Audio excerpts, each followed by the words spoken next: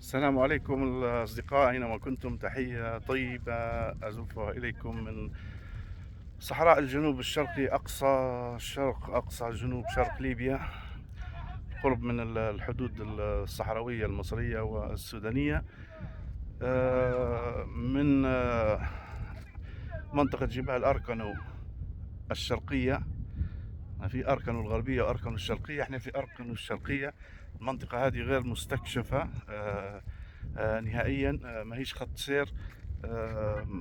قليل من الناس اللي يزوروا فيها. منطقة بصراحة يعني بسم الله ما شاء الله، منطقة رائعة جدا. أتمنى من الجميع إن شاء الله أن يحالف الحظ ويزورها.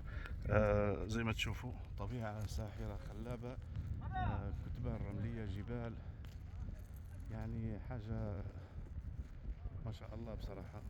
هذا الشباب معنا. فهذا طبعا اليوم 13/10/2024، يعني في اليوم الخامس من رحلتنا إلى منطقة الجنوب الشرقي. طبعا بديناها زي ما قلت لكم في صحراء مرادة، وبعد ما تجولنا في صحراء مرادة طلعنا لصحراء تسربو، اللي هي من ضمنها كانت بحيرة بزيمة. وحاليا في صحراء الكفرة. هذه المنطقة اللي هي يعني زي ما تشوفوا منطقة جميلة جدا جدا. جبال أركن المعروفة، وجبال التماثيل، مازال جبال عبد المالك، جبال البابور. يعني ما شاء الله بصراحة، يعني منطقة تستحق الزيارة. أنا سعيد جدا أن نجي للمنطقة هذه. طبعا هذه أول مرة نجي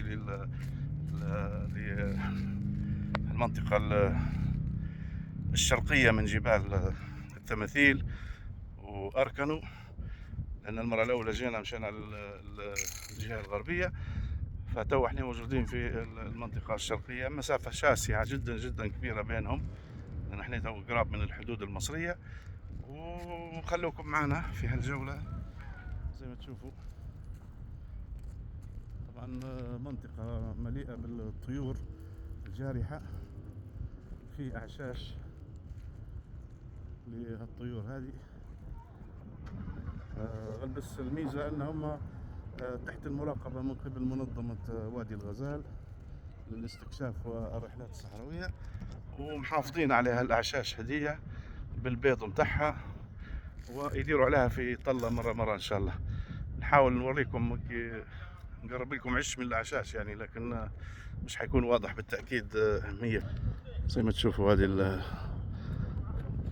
الجبال. طبعا احنا خشينا لمنطقة مقفلة، يعني منطقة مسكرة هذه إن شاء الله. هذا لما تلاحظوا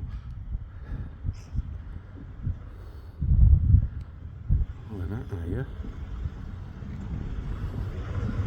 هذه بقايا طبعا فضلات الطيور، ولكن هذا واحد من الأعشاش يعني في الجبل. هذا واحد من الأعشاش بتاعهم، وهي كثيرة طبعا الأعشاش. أول ما خشينا طبعا كان في مجموعة من الطيور اللي هي تراقب فينا من بعيد حاليا يعني. وهي تو الشباب بيستنوا فينا إن شاء الله، بننتقلوا لمرحلة ثانية. وبارك الله فيكم. هذا حسان الليل، بارك الله فيه، قائد الرحلة في منطقة الجنوب الشرقي.